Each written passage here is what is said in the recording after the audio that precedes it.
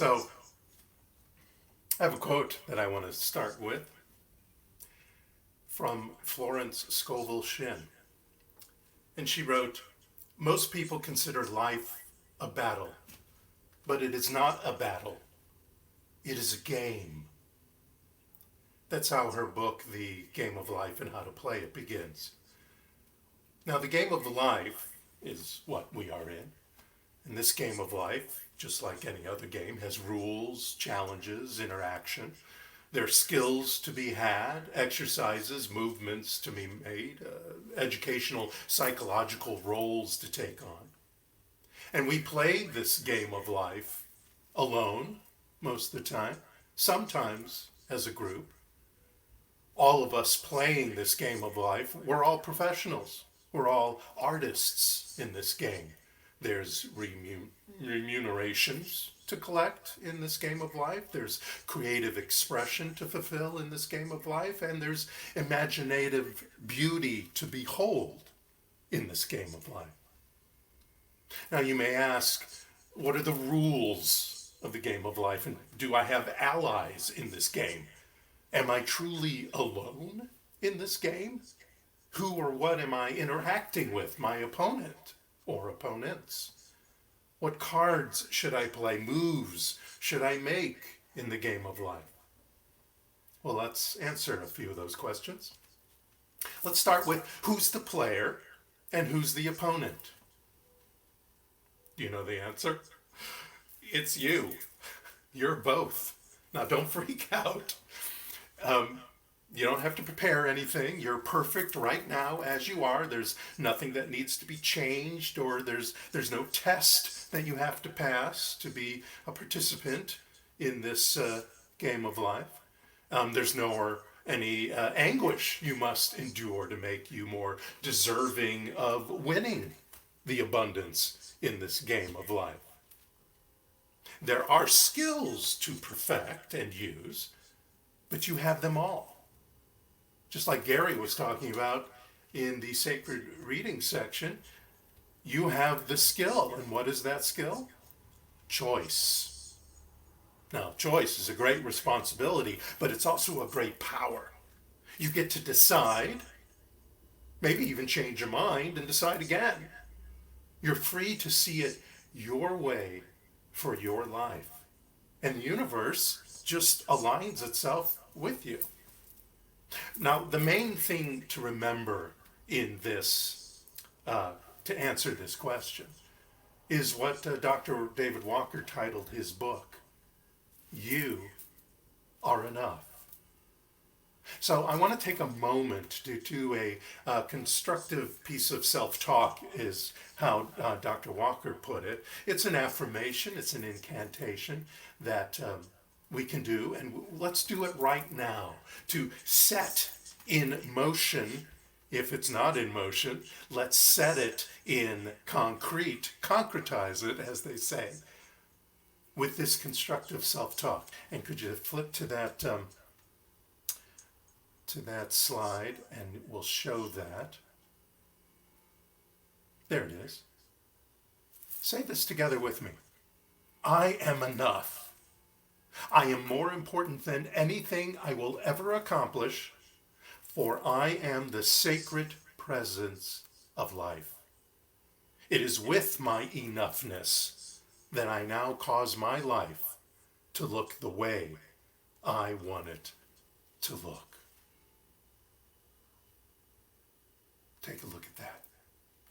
Coming back to me, let's go to the second situation. What are the rules?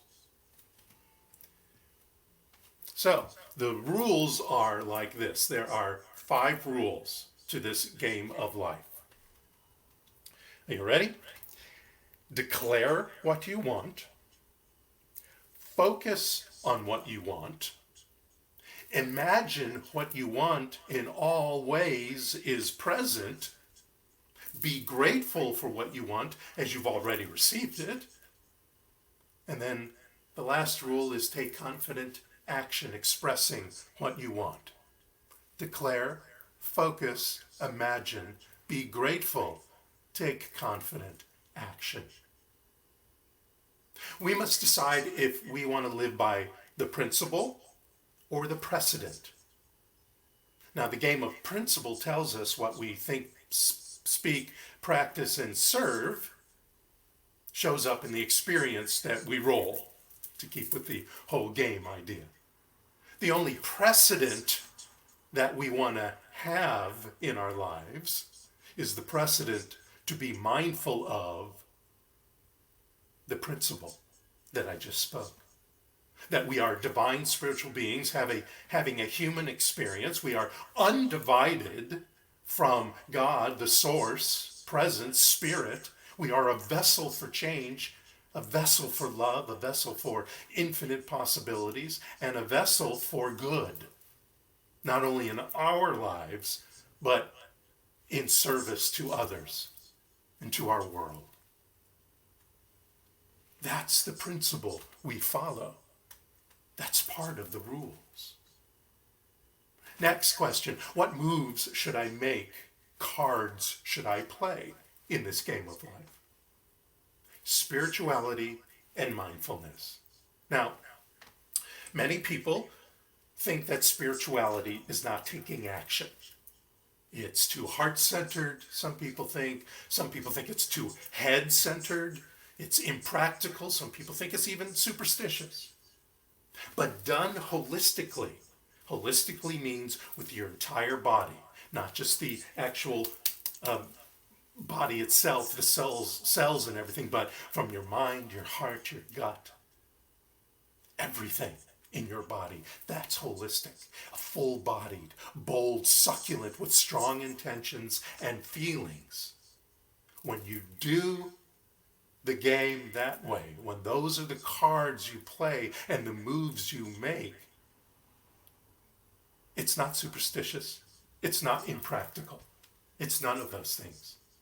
You can't be too heart-centered if you are also too head-centered.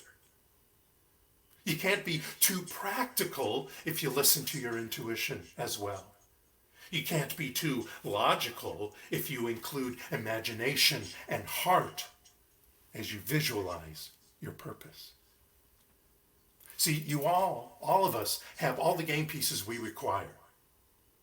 They're called meditation, prayer, visioning, yoga, communing with nature, radical forgiveness, chanting, the Ho'oponopono that we talked about last week.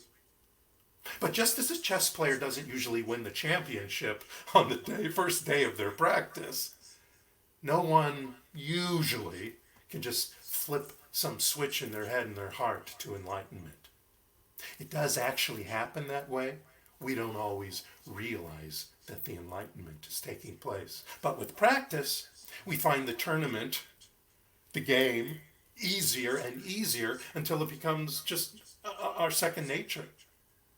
And then, of course, some serious fun, because that's what life is about, serious fun. Now, what we can do too much of is wish or hope, try or attempt. Because we have to remember that if our sad old story never changes, neither will our sad old life. We must move from the land of hope and wishes to the land of make-believe, knowing, and manifestation. That's how we demonstrate. The Buddha said, irrigators channel waters, fletchers straighten arrows, carpenters shape wood, the wise master themselves. Next, is this a game of solitaire, this game of life? Well, the simple answer is no. You see, in the infinite nature of God, all conceivable good is eternally available and internally available, ready to flow into our human experience. There's a woman from the UK, I believe, who I follow on Twitter. Her name is Gordana Biernat. And she wrote this week, nature relentlessly whispers, I am here for you. So every hunch, every intuitive word or idea is your ally in this game of life. Speaking, teaching, guiding you, giving you leads, for the receipt of a bonus card or a prosperous bit of movement in your game. You know, I've told this story before about me deciding to go to ministerial school and watching Angels and Demons, and that day, the day that I needed to make my final decision. Well, earlier this week, I just had the inkling to watch that movie again. Now, I haven't watched it in 10 or 12 years, whenever that was, but I watched it again, and kind of secretly, because I didn't say it out loud, I was kind of wondering where this feeling came from, because I never really understood where the feeling came from, where I heard the words in my head, "Do it." For those who haven't heard the story, I went to the movies and I had 24 hours to decide if I was going to enter ministerial school or not, because it was my last chance to step in, because they had already started for a few weeks. And after watching this movie, I closed my eyes and I was alone in this movie theater, and I heard, "Do it." And that made my decision to go ahead and take the time and the money, etc., and the deep work to become a minister. While I was watching this movie, and at the end, the second to the last scene, Professor Langdon character was talking to the Cardinal Strauss character, and the new Pope, was about to make his first entrance. And Cardinal Strauss says to Professor Langdon, he says, "Mr. Langdon, thanks be to God for sending someone to protect this church." And Professor Langdon said, "I don't believe he sent me, Father." And Cardinal Strauss put his hand on Professor Langdon's shoulder and patted him, and he said, "Oh, my son, of course he did." I don't think I saw the last scene in the movie, because those just few pieces of dialogue hit me again, just like it did 10, 12 years ago. It was a memory, a hunch, an intuition, a divine urge, a divine nudge, actually. It was the universe supporting my game, even when I didn't know. Back to some more Florence Scovel Shinn. She says, "It is God's will to give every man every righteous desire of his heart, and man's will should be used to hold the perfect vision without wavering. When man takes his spiritual stand, he collects all that is his from this great reservoir of good." The universe is ever conspiring for our highest good, my friends. And with that knowledge, we can play the game fearlessly, seeking and seeing divine love flowing in every role, in every play, in every movement towards our very best. Rick Tamlin, in his book, Playing Your Bigger Game, wrote, "When you are truly compelled to make a difference and move beyond business as usual, you become capable of creating and achieving miraculous results. Too often, we allow ourselves to be limited in our thinking. That's the way it's always been, we might say. So that's the way it always will be." My friends, you have an ally in the universe. It's called the love. It's called love and the law, cause and effect. Love and law, they go together. For every action, there is an equal reaction from the law to bring the mental equivalent of what you have imagined in your mind, in your heart, in your imagination, into experience. Let's go to that next affirmation. I want to do an affirmation that Florence Scovel Shinn wrote in The Game of Life and How to Play It. So let's take a deep breath and say it together, or you can just listen to me say it. Infinite Spirit, open the way for the divine design of my life to manifest. Let the genius within me now be released. Let me see clearly the perfect plan. So let me end with this, my friends. Start today to play your game of life. The rules are simple, the opponent is easy to beat, and the ally is always present. It's not a game of blame, but of responsibility. It's not a game of shame, but of dignity. It's not a game of guilt. It's a game of infinite possibilities. And finally, it's not a game of woe, but of wow, of love, of light, of life, and wisdom. It is a candy land of sweet spiritual support where any clue you need is available. It is a game where you always have a monopoly on your thoughts, feelings, and beliefs. It is a game where the knowledge is at your feet to unscrabble the richest words. There's no battleship to fight or reason to put your body in a twister of positions. There's no risk in playing or reason to feel boggled as the universe is your ally. And the more you use the wisdom of your ally, the least amount of time you will have to say or feel sorry. Your cranium, heart, and gut, what I call the divine matrix, will keep you out of trouble. For you are in control of this operation. There will never be angry birds or Dungeons and Dragons in your way. And with the universe on your side and the law providing you apples to apples, you will never have a trivial pursuit or pull any cards against humanity. Your call of duty is to have some serious fun. And with all this going on, you'll be able to shout, Yahtzee!